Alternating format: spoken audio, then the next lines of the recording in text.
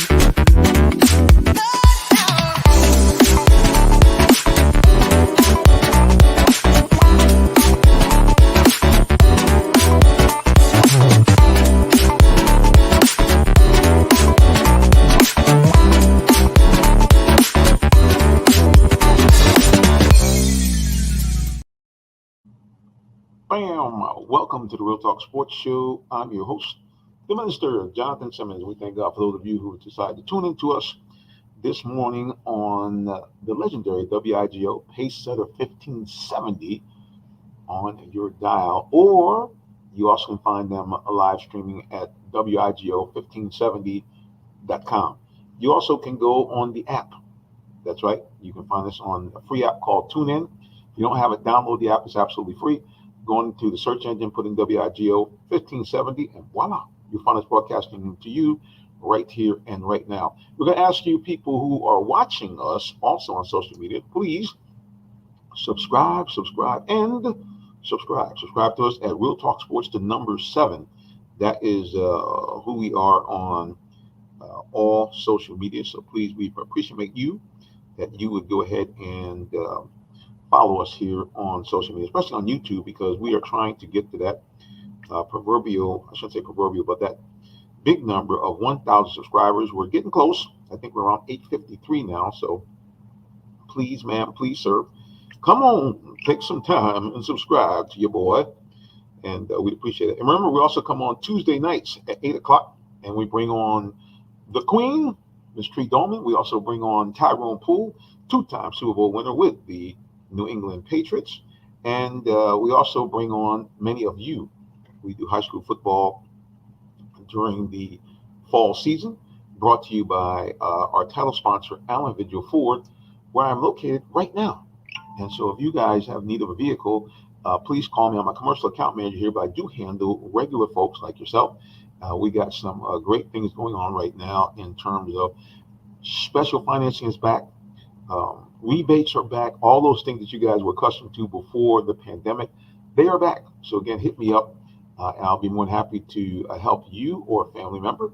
It is real simple. You can text me at 678-410-9833. Text me 678-410-9833. Say, hey, man, I'm a fan of the Real Talk Sports Show, and I need a vehicle, and I'll help you out. And listen, it doesn't even matter if your credit's a little lumpy, because mine was, and I'm driving happily now, 2016 Lincoln MKZ.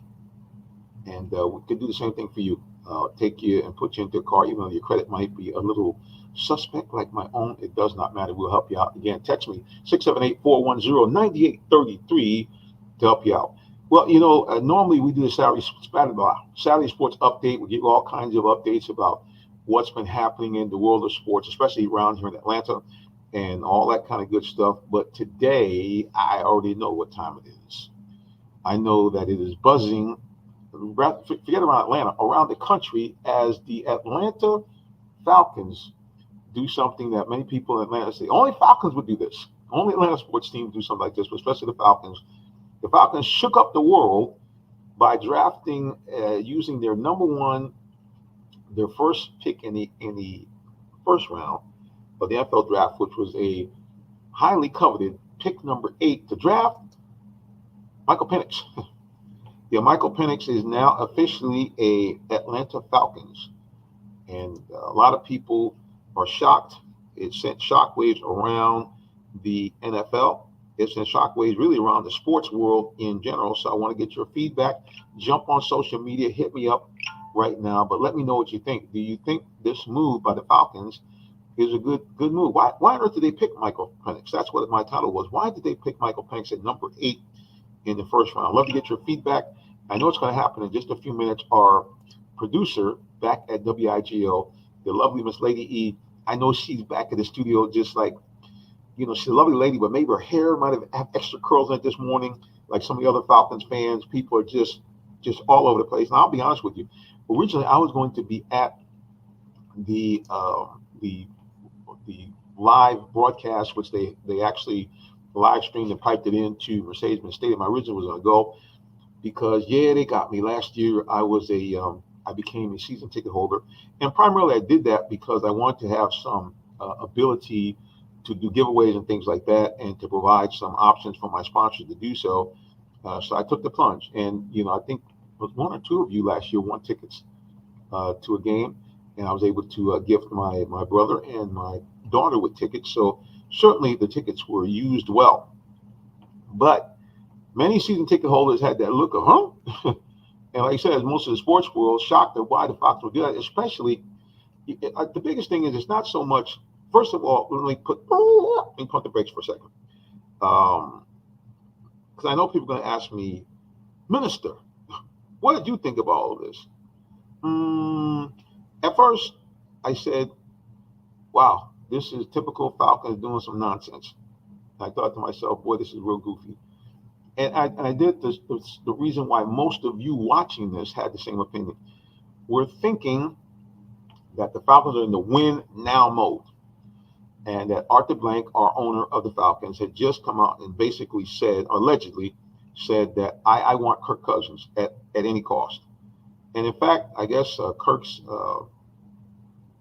all of his managers and agents heard this, and they held the Falcons up to the tune of $180 million contract over 4 years. Now, a lot of people point out technically it's $100 million over contract over 2 years, and it probably will pan out to be more like 60 or 70 million they might have to pay out if in fact they let Kirk go after 2 years. Actually, it's probably more like 100 million.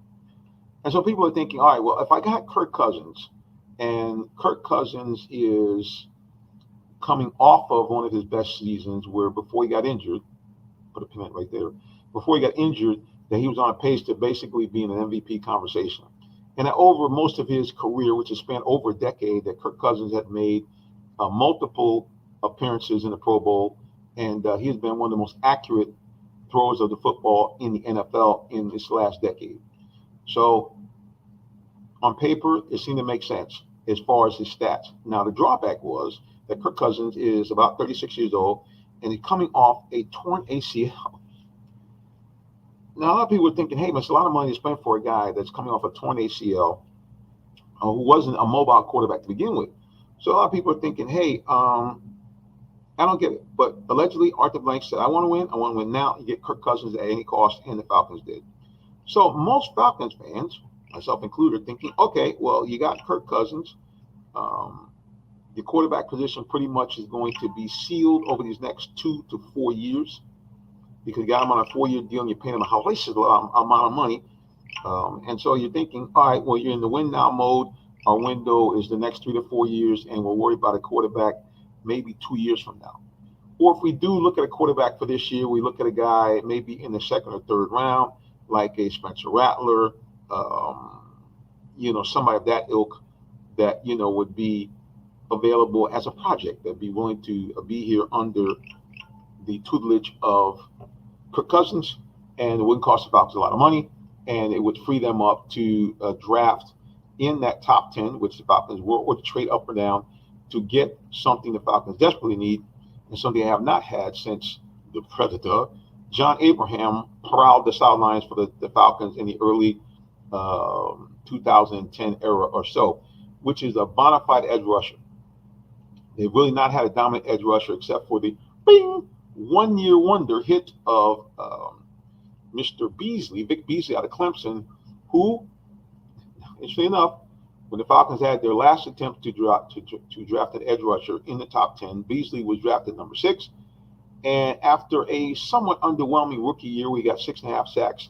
In the year that the Falcons made their spectacular and very fun run to the Super Bowl, he led the league in sacks with 16 sacks, including I think he had 4 in one game.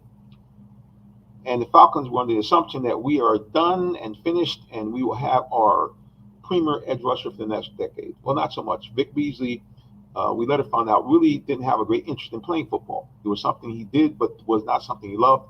And soon, within a couple of years after the Falcons drafting him, the Falcons released him, and he is now not even in the league. So that's the last time they've had a guy be into the double-digit sack and someone that people say, oh, got to watch out for that guy. And the Falcons really is something they needed. If you remember last year, they had multiple opportunities to win games late, but they could not do it because they couldn't get the quarterback on the ground. So many people are thinking it's a no-brainer. The Falcons need defensive help and edge rusher. And there were 3 highly touted edge rusher that many people felt would go in that first, not necessarily the top 10, but definitely certainly in the top 15. Jared Verse out of Florida State, Latu out of the University of California at Los Angeles, better known as UCLA, and also the guy that most people, almost every mock draft had the Falcons definitely picking, which was the stud outside linebacker from the legendary team of the Alabama Crimson Tide. They thought it was going to be Mr. Dallas Turner. But no, the Falcons didn't draft either one of them. Narrow one, as your auntie and grandma and them would say. Instead, they shook up the football and the sports world by drafting Michael Penix out of Washington. A quarterback, a highly touted quarterback, but they already have one in Kirk Cousins, as I just mentioned. So why, pray tell, would the Falcons do something like that? Well, as I told you guys, I knew that her ears would be burning, and she could not resist taking time out from producing our show to come on the air. You know what I'm talking about. The lovely Lady E, I believe, is in the studio green room. Lady E, welcome. Hello, my dear. I hope you are doing well. Funny how you got on that subject, because I was at the draft party, and when I saw him, some of the crowd was very happy that they picked another quarterback. Do you think that this is possibly a precaution due to Kirk Cousins did have an accident? Well, funny you mention that. So, first of all, it was shock to everybody. Yeah. I don't care who, what, when, where. I don't care what kind of prognosticator. But let me slow down for a second. Let me take a step back. If you remember, I want to say about a week and a half ago, both on 92.9 and on ESPN, there was a report that the entire Falcons brass had flown out to Seattle to give Michael Penix Jr. a private workout. And everybody said, okay, we know that teams get smoke screens, and we know that teams kind of try to trick other teams, but that kind of was a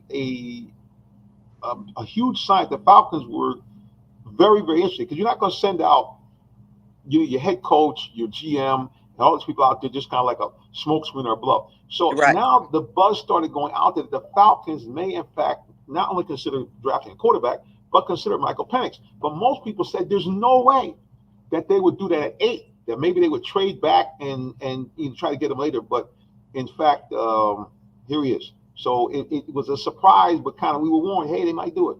Now, to answer your question directly, yeah, there's no question when you have a quarterback who's in his mid-30s, who is a traditional NFL quarterback, where he's a drop-back quarterback, not known for his, stellar running ability. I mean, he could kind of, move around to avoid a sack from here to here, but was not known for that. And coming off at that age, a torn ACL. Right. I mean, excuse me, a torn, Lord have mercy, not ACL, Achilles.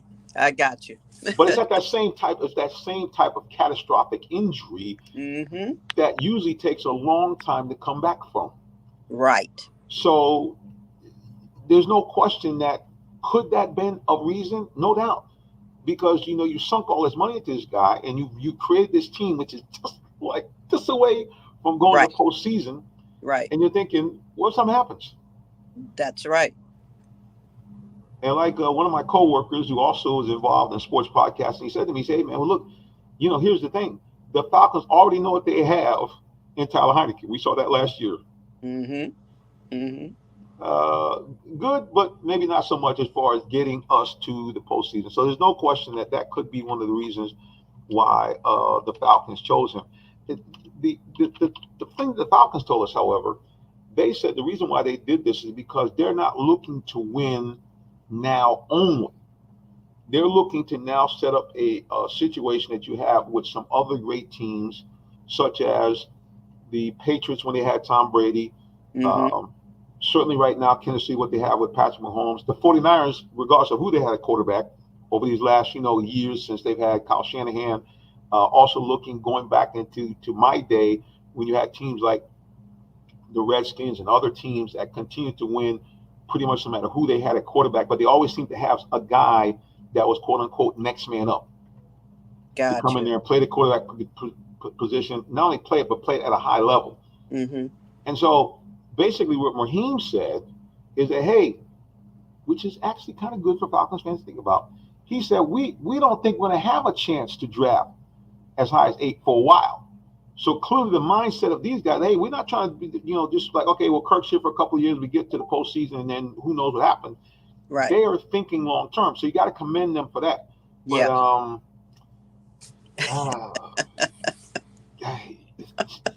There's so many different areas you can go with that pick.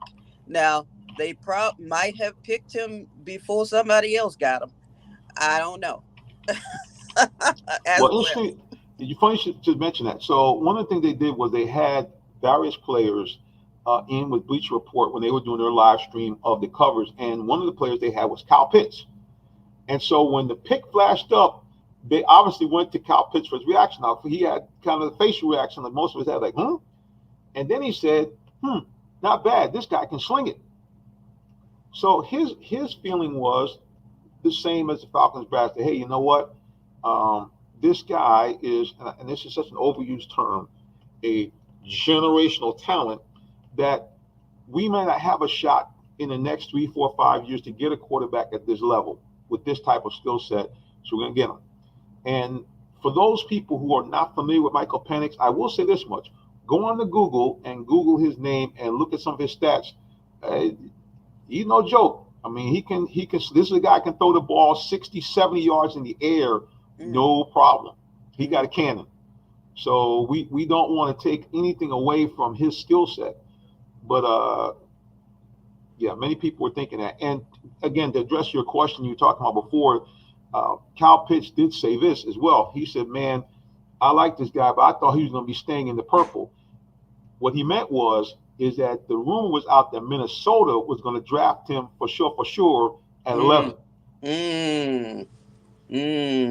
So what I just said, that we got him before somebody else got him. That is correct. That is the thought from the Falcons brass that, in fact, that they may not be able to get him. The other thing, too, is that they did say, they made the point that they, after that move, they attempted to trade back into the first round to maybe get one of those guys I mentioned before he came on, a Jared Verse from Florida State, or a Latu from UCLA, or, of course, the guy who everybody thought we were going to pick at 8, which was the young man out of Alabama. So, they tried, but evidently nobody wanted to play ball with the Falcons to get them back up in there, unless the Falcons would have had the leverage, a ton of picks, what they were not committed to do. So, so that's it. What we're going to do, we're going to take a quick little break here, and then we'll come back. Social media is buzzing. We got our good buddy Sully, which we were out there at Sullivan's Place last week. But you guys keep it locked right here, because it's going to be all Falcons, all NFL draft, and why on earth did they pick Michael Penix? We'll be back in just a moment. Stay tuned. Are you in the market for a new vehicle? Well, check out Allen Vigil Ford Lincoln in Morrow, Georgia.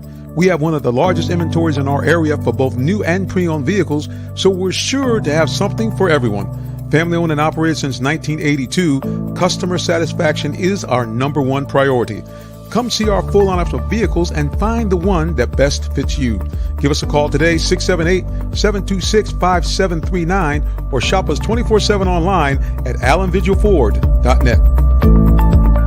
Okay, guys, as you can see, Sully told the truth as advertised. This is the turkey burger and fries. And the queen has, what do you have? Chicken. I have a wonderful chicken sandwich with cheese, lemonade, no ice, and fries. Good stuff. And there's mine. And So yeah, guys, we're back here with the Real Talk Sports Show. You're watching me and also listening to me on the legendary WIGO Pace Setter 1570 on the dial. We're talking Falcons because they shook up the world in what may or may not be a good way. For those of you who are just waking up this morning and finding out, the Falcons did not pick Dallas Turner, as everybody suspected, the dynamo edge rusher out of Alabama. Instead, they picked the sensational left arm and stud quarterback out of Washington, Mr. Michael Penix Jr. And so the question is, why on earth did the Falcons pick Michael Penix at number 8? Why, oh why? Falcons fans around the country asking that question. But we talked about a little bit, for those of you who are just coming back out of the break, that in fact, hey man, it's a situation where, the Falcons felt that they had to make this move, not for right now, but for the future. And they legitimately feel that they have the ability to get the personnel in place in the defense position that they are lacking, either through the draft, which they are continuing to draft now. And we'll talk a little bit before we get off the air about some of the people they have drafted afterwards. And they have also committed to make moves throughout the season. I mean, guys, listen, we've seen this. We've seen, if you've been watching NFL football for any length of time, you know that there has been year after year players that maybe on the scrap heap of some team or because of contractual difficulties have ended up leaving their team unexpectedly and then coming on to another team and balling out for that year or maybe for a few years afterwards. So the Falcons know that, hey, man, they have opportunity, but they felt that this opportunity to get what they have said is their quarterback of the future, a guy is going to be their QB1 at a high level after Kirk Cousins leaves, whenever that is. They felt they could not pass it up. Let me go to social media. You guys just saw the little clip that I was out there at Sully's place. Sullivan, we call him Sully. He said, oh, Shucky Ducky, Sully's in the building. He is back. And he always refers to me as Pastor J Slice, but never on the green, baby. This is what he's saying here. So he is saying, yeah, he did welcome Lady E to the Shucky Ducky family. Yeah, we're going to come out there again. And we're going to get some sponsors together, all have a good time and get something good to eat out there. He's at Village Burger. They have multiple locations in Atlanta, but we went to one in Johns Creek. And like I said, guys, you saw the advertisement, the little clip I saw there. I should say it's a mini ad of the great food we had there. I had a turkey burger that the thing was, quarter of a pound, thick, handmade, fresh cut fries. Again, handmade, not the ones you run through the machine. But just really, and it's a great atmosphere, family atmosphere. We had a bunch of families that come in early that morning. We got out there about, I shouldn't say early in the morning, around lunchtime. Got right there about 11:15, and the Queen came at about just right around noontime, and just was a great event. So yeah, we look forward to do it. And he says, hey fam, come on out and see Sully, because man, if you want something to eat, it's all Shucky Ducky out there in his place. All right. We got a guy right here that, for you guys are Falcons fans, this guy is a legend on YouTube. Great guy. I got a chance to bump into him at, of all places, Sam's Club. And I'm talking about the man himself, Smitty from Smitty Sports Machine. He said, listen, I think Penix was the perfect pick. But they don't have to worry about the position for a while and can build the rest of the team. And guys, check him out. Go on YouTube, subscribe right now, because he does at least one, sometimes 2 or 3 daily broadcast bringing you the latest and greatest about the Falcons. This guy gets a lot of inside information. We think that we got together when we have D. Orlando Ledbetter on, but Smitty, he went up there as far as having inside information about the Falcons. So if you're a huge Falcons fan, go to Smitty Sports Machine, go on, subscribe to him right now on YouTube and also on Instagram, especially on YouTube, because he's always posting good stuff about what's going on with the Falcons, and usually it's right hot off the press. Yeah, so in the case of what he was saying there about Michael Penix, here's the thing about Penix that I think that we forget. If he had not had, over the course of his career, a couple of severe injuries, including a shoulder injury, which is not to his throwing shoulder, he would have been ranked in that group of top 3 or 4 quarterbacks to get off the board. So we forget this. We're looking at this guy in a vacuum and go, oh my gosh, why did they pick him at 8? But in fact, he was rated to be a top 3 or top 4 quarterback. And the reason why a lot of teams shied off is because, like I said, he's had multiple injuries in his college career. And the other thing, too, is he's already 23 years old. So like a guy that is probably every bit of, 4 years older than what we would want at the minimum 3 over most of the other candidates. And the guy's he suffered a couple of injuries, even though he did fine this year. He put up monster numbers these last 2 years, but that's what really moved him away from being a top 3 or top 4 quarterback. So now if you look at it from that way, and you say to yourself, well, hey, you know what? We have a guy that would have been a top 3 pick. In essence, the Falcons brass can come back and say, well, we got a guy who we stole. We got a guy who was under valued at 8. And as the Falcons brass have been want to say since they have taken over, and I'm talking about Terry Fontenot and the crew they have up there, he's like, look, man, our MO has always been we want the best player available. And like I said, there's no question that the stat line that he puts up is tremendous. Let's go back to social media here. Yeah. Let's see here. Smitty is saying, hey, appreciate it, brother. Yep, we will definitely catch up soon, no doubt about it. Sully says, just happy we got a backup quarterback. We don't have to worry about the quarterback position for 8 to 10 years now. And then Smitty once again says, Penix is in the perfect situation. Top 3 guys in our building teams, much tougher road. And that is the big thing. And really, can I tell you something, guys? This is actually Falcons rebuild 2.0. This is kind of the idea of what, like him or not, Arthur Smith wanted to do when he came in initially. And our owner, which is a great guy, community guy, but he botched it up. I'm talking about Arthur Blank, when he went around them and said, I got to have Deshaun Watson. Got to have him, because same thing. He was in the win mode now. And certainly he was thinking, I bring in Deshaun Watson, I do 2 things. Number one, I bring in a guy that if he gives me what he's done in the past, I immediately have a Pro Bowl type quarterback that is kind of the penultimate type of NFL quarterback we want now, a guy with a big arm and big legs. And we already have the offensive pieces in place where we could be a dominant team. Well, the thing about it was, by doing that and doing it in such a last minute and sloppy way, you insulted a guy who now you admit, as well as all Falcons fans, that he was probably one of the greatest Falcons of all time, and kind of shoved him to the side and took away the plan of taking a guy who had potential. Okay, you got him in the 3rd round, and you said, we let you sit under Matt Ryan and learn the position. And I can't even think of his name now, but it's crazy. I mean, he's been such a disaster last year. But you take a quarterback and you bring him in and let him sit under Matt Ryan, let him get under the tutelage of Matt Ryan, no pressure, learn the offense, and then as Matt begins to phase out, you can bring Desmond Ridder in.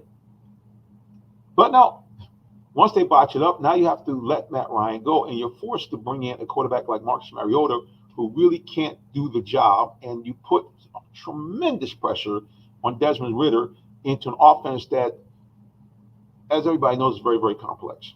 So, yeah, I think long-term, this is going to turn out to be a good move. It's going to turn out to be great and not goofy.